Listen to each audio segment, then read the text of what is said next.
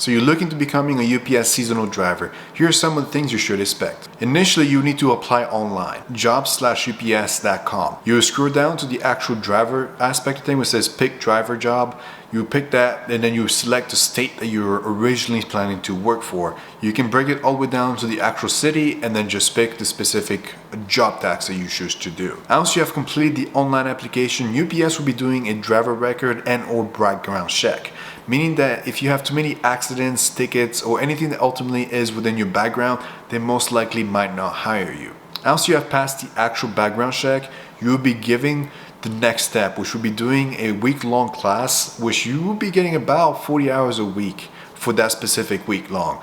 Now, based on the actual UPS job site, it currently says for the state of Arizona, it is $23 an hour, which is how much I got paid last year when I did it myself.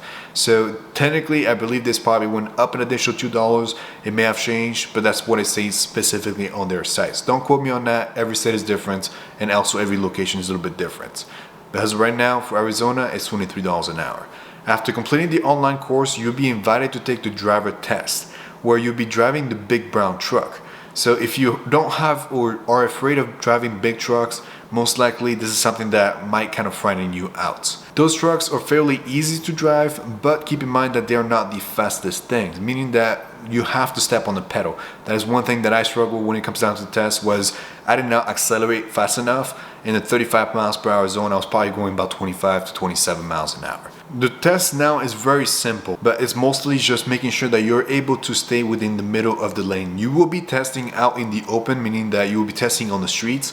You will not be testing in a closed ground unless you're in a different state and ultimately they do it differently. But based here in Arizona, what I have experienced is that you'll be out on the streets. For me, it was the city of Tempe. And you out and about, most likely just kind of traveling through the regular traffic of about 35 to 45 miles per hour. They were just checking, making sure that you actually were able to stay in the middle of the lane, able to stop at lights, and able to maintain your left and right turn signals and safe distance between the car in front of you. If you do that every single day, this test should honestly be super easy for you and you pass with flying colors. Alright, so after completing your driving test, passing the class, and passing the background check, you're going to be doing an orientation. Now this orientation usually lasts about 48 hours. The first day you're going to be doing it with the supervisor. The second day you're going to be doing yourself with the supervisor, kind of monitoring you and telling you what you did wrong and right. So the first day specifically is ultimately you're going to be doing your route. Whatever you're going to be doing for the season, which means from October all the way up to December 31st, this is going to be your assigned route unless for whatever reason they decide to change it. But usually that's going to be the assigned route that the supervisor is going to teach you pretty much in and out and where everything is specifically located. So it's a very easy way that if you learn everything on the first day, after that it should be an absolute smooth sailing from there. It took me about 4 days to adapt to this job, and honestly it was super easy, very simple and straight to the point. But initially on the first day you're going to be doing about 20 stops, 20 to 40 stops maximum, and where the actual supervisor is going to teach you how to get to those stops, where the stops are, and how to deliver the package, and as well as to how to use the little computer system. So you're going to be scanning the packages, delivering them, and then you go from there. Now on the second day, after you do pretty much the first day and everything goes well, you're going to be doing it yourself, meaning that you're going to drive to the location, drive to each individual places and deliver the packages yourself. The supervisors are going to be there. He's going to be able to advise you do this differently in order for you to go faster, or do this way so you save some time and possibly be more safe, depending on the location and things like that. So this is something that's actually really good because they don't just throw you to the wolf and expect you to just learn everything on your own. So despite you having a week-long class, you don't quite know the exact location or way to get to a specific location. So the supervisor already know each route, so they're going to be able to teach you how to properly and quickly arrive to that route. All right, so congratulations, you have ultimately passed the entire system on how to become the actual seasonal driver. Now, this is an actual follow-up to my previous video where I talked a lot about this, but I wanted to do an updated video answering quite a bit of you guys' questions. I'm going to post the questions up here. The first question you guys have asked me is, are you going to be guaranteed a full-time job after December? The answer to that question is no. As of right now, as a seasonal driver, you're a temporary contractor under the union for UPS. However, you're not guaranteed a permanent position. Usually for the UPS, the way that it's set up is for every one person that they take off the streets, about 9 individuals from the warehouse have to go into the driver position or be presented the opportunity for them to become a driver. Now, this was back a couple months ago when I did the UPS seasonal driver myself. Now that number may have doubled, because my understanding was that before COVID, the average wait time for people within the warehouse to become drivers was roughly about 2 years wait time.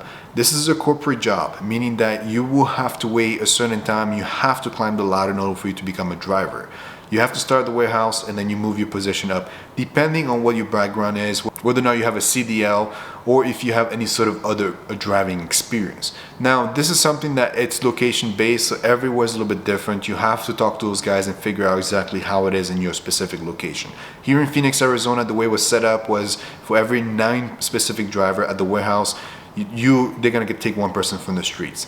So honestly, it's not guaranteed at all for you to start right off the bat and going into the actual driving position. So the second question was, hey, quick question, did they offer you to hire you at the end of the season? Also, I have applied to the tractor trailer seasonal position with there being truck driver shortage. Have you heard of any guys getting hired straight into the truck driving position off the streets?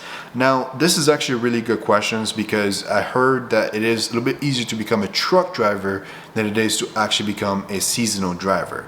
If you already have the truck driver license, pretty much a CDL, you should be able to apply to actually become a truck driver, and it would be actually a little bit easier for you, I believe, to become a permanent driver with them. And those guys, get quite more of a pay than the regular drivers do, because they are driving across states and sometimes they are driving longer distance and longer hours.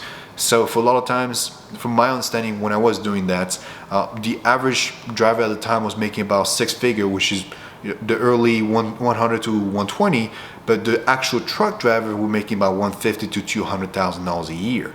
So keep that in mind. You're gonna be working a lot longer hours though. You're gonna probably spend a little bit less of time with your family. But if you are a truck driver, it's just a normal thing for you. So that is actually a really good question. Darwin asked, how was the road test? Is it hard? Also, do you have to do the brown truck or those Penske rentals? Now, this is actually a good thing too, because people don't talk about this, is that you don't always only drive the brown trucks. You will be driving the ultimately moving trucks. So the Penskes, the Enterprise moving trucks, and or the U-Haul moving trucks. So those are the like $20 U-Haul moving truck type of looking things. And they're very small trucks, and it's a kind of a pain in the butt in order for you to take the packages out of there and deliver it. That is not the easiest thing. If you're stuck with a Penske or any of those other moving trucks, it absolutely sucks. Now, for the test, you will not be testing with those trucks, because I mean, anybody with a license can just drive those regular trucks. Now, the brown trucks is where you're going to be tested at, because it is a heavier truck, it is a bit more difficult, and you have to slow down in a specific way. So that is a little bit, that's the difference between the tests. But yes, you will be driving either or trucks or whatever they have available at that given time. So JT asks, what's the process of orientation and after? So I already answered this question throughout this video, but long story short, you're just gonna be, testing out and doing the actual driving with the supervisor for about 2-day period. And then from there, if you hire full time, you're gonna be the rest of the week by yourself. Juan asks, can you do overtime? And if so, how often? So this is actually another really, really good question, because the overtime schedule is a very complex thing. Most seasonal driver will not get overtime. But the way that overtime works is if you drive for longer than 8 hours on a single day, you will be on overtime automatically, even if it's Monday and you get paid Friday. So you're going from Monday to Friday. If you start on Monday and you drive for 12 hours that specific day, 4 hours out of that 8-hour period or 12-hour period are going to be considered overtime. So you'll be having a time and a half to the $23 an hour.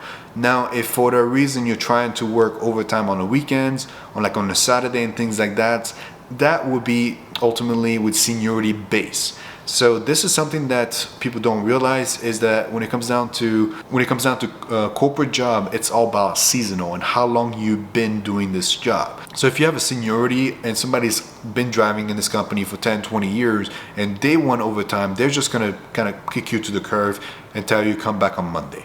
So overtime is not guaranteed whatsoever, and if you are trying to get overtime, the best way to do, my suggestion to you, is give them a call every single day when you're done doing your route and tell them, hey, does any driver need my help in order for me to get, overtime? But don't let them know you're trying to get overtime. Just, ask if they, if there's anybody that needs help. Usually, if you're just doing your routes and you have anywhere between 20 to 40 stops, it should not take you more than 5 hours to do it. It took me on average 2 to 3 hours max to do that, and I will just be doing helping other drivers from that point on. So as the thing progresses and you start getting more and more into the Black Friday and Christmas holiday time frame, you're gonna get a lot of stops. You're gonna be busy. Most hours I was doing about 40 hours a week. But again, none of this is guaranteed. It really depends on how many drivers they have and what sort of availability they have. Because some of you might not get called, even though you already applied, you passed everything, because of how competitive it is right now for them to hire you. So that was the last questions that I got from you guys, at least that I saw that I haven't responded within this actual video. If you have any more questions, if there's anything else that I can help you in this video, don't forget to go down in the comment section, let me know, and I'll make sure to answer every single one of you. I have answered everyone so far, so don't forget to hit the thumbs up and hit the subscribe icon for more. Thank you so much for watching.